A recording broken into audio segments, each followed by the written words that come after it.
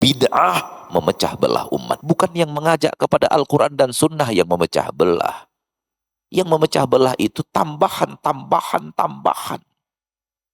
Yang ini nambahkan A, buat sekte sendiri. Yang ini nambahkan B yang berbeda dengan A, buat sekte sendiri. Yang ini nambahkan Z, buat sekte sendiri. Yang ini nambahkan L, buat sekte sendiri. Yang ini nambahkan C, buat sekte sendiri. Yang ini C kuadrat, buat sekte sendiri. Sekiranya mereka semua kembali kepada agama yang Nabi ajarkan dan Nabi amalkan bersama para sahabat, takkan terjadi perpecahan. Sebagaimana dulu Nabi dan para sahabat satu kesatuan, tak berpecah belah. Ummatan wahidah, umat yang satu. Tak ada sekte-sekte di tengah Nabi dan para sahabat ketika mereka hidup, yang ada hanya Islam atau selain Islam. Hal yang sama di zaman Abu Bakar. Ummatun wahidah, tak ada. Hal yang sama di zaman Umar. Tak ada yang pecah belah. Umat Islam itu satu kesatuan, utuh. Hal yang sama di masa kekhalifahan Utsman. Namun di bagian akhirnya sudah mulai ada yang membuat kelompok. Dan kelompok inilah yang kemudian melakukan pemberontakan di kota Madinah. Sengaja mereka memilih kota Madinah ketika sepi. Penduduknya pada pergi naik haji. Mereka datang di waktu Madinah sedang sepi dari singa-singa perangnya. Mereka datang ke kota Madinah di saat para sahabat Nabi sibuk wukuf di Arafah. Waktu yang mulia itulah yang mereka gunakan untuk memberontak kepada Utsman bin Affan. Dengan mengepung rumah Utsman bin Affan. Ingin membunuh Utsman bin Affan. Dengan dalih-dalih ini itu yang sesuai dengan hawa nafsu mereka. Sahabat-sahabat Nabi yang ada di kota Madinah dan jumlahnya tak banyak, menjaga rumah Utsman dengan pedang. Jangan kalian masuk rumah Utsman.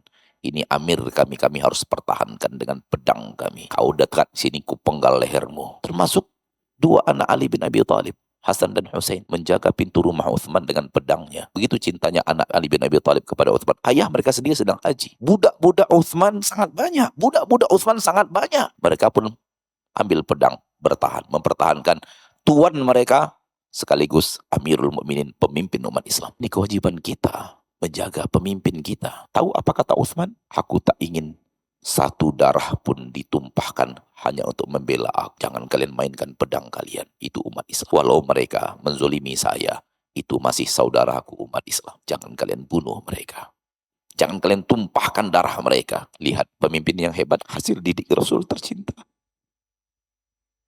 Hasil didik agama Islam yang hebat, hasil didikan sunnah yang benar-benar sunnah. Takkan dia korbankan ribuan nyawa orang demi mencari dirinya seorang. Beda dengan bid'ah. Biarlah mati orang ribuan, yang penting kelompokku selamat. Mereka kepung rumah Utsman, mereka tidak biarkan makanan masuk, bahkan mereka tidak biarkan minuman masuk, sehingga Utsman kehausan dan kelaparan. Dia yang telah membeli sumur di saat kaum muslimin kehausan di kota Madinah dari seorang Yahudi dengan hartanya. Sekarang dia buat pemimpin itu kehausan di rumahnya, tak punya air. Sampai Utsman teriak dari atas, wahai umat Islam, siapa yang membeli sumur itu dari Yahudi hingga kalian minum? Kenapa aku tak diberikan minum? Bid'ah membuat hati nurani manusia terbunuh. Budak-budak Utsman angkat senjata, cabut pedang dari sarangnya.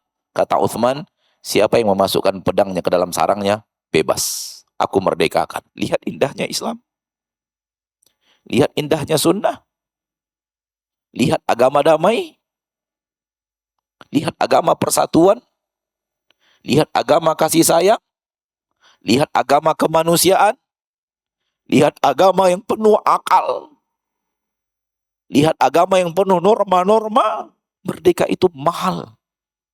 Membeli budak untuk dimerdekakan itu mahal. Cita-cita budak dalam hidupnya untuk dunianya adalah merdeka. Sebagaimana cita-citanya untuk akhirat adalah surga. Sampailah hari itu, hari terakhir hidupnya Utsman radhiyallahu anhu Allah, seorang pemimpin yang dizolimi oleh rakyat karena bid'ah yang ada di tengah rakyatnya, yang diamalkan oleh rakyatnya. Hari itu beliau berpuasa karena malamnya beliau bertemu Rasul di dalam mimpi. Rasul berkata kepada Utsman, Utsman, hari ini kau berbuka bersama kami.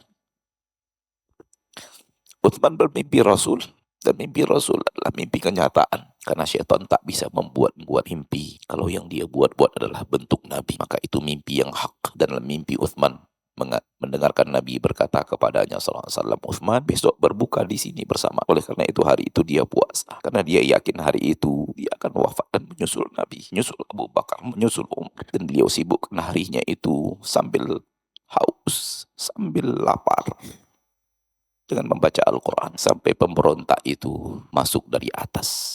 Karena di bawah dijaga ketat dan mereka berhasil sampai kepada Uthman dan menusuk tubuh Uthman dengan pedangnya yang zalim. Padahal Uthman sedang membaca Al-Quran. Apa salah Uthman? Apa salah Uthman? Uthman bin Affan telah berjuang hebat untuk menegakkan agama Islam. Dan tegaknya Islam di permukaan bumi dengan izin Allah. Melalui sebahagiannya harta Uthman dan perjuangan Uthman bin Affan. Tak ada yang tidak tahu bagaimana hebatnya Uthman menegakkan agama Islam. Menolong agama Allah untuk tegak di permukaan bumi dengan harta, tenaga, fikiran dan jiwa beliau. Namun semua itu bagi ahli bid'ah tak dianggap sebagai kemuliaan karena syubhat yang masuk di kepala. Akhirnya mereka merasa membunuh seorang pemimpin zalim, kata mereka. Dan Uthman pun akhirnya terkapar bersimbah darah sebelum waktu berbuka puasa, persis berapa saat sebelum waktu berbuka puasa. Dan benar-benar beliau berbuka puasa bersama Nabi, bersama Rasul tercinta. Beliau tutup perjuangan hebat beliau dengan penderitaan tiada tara dari ahli bid'ah.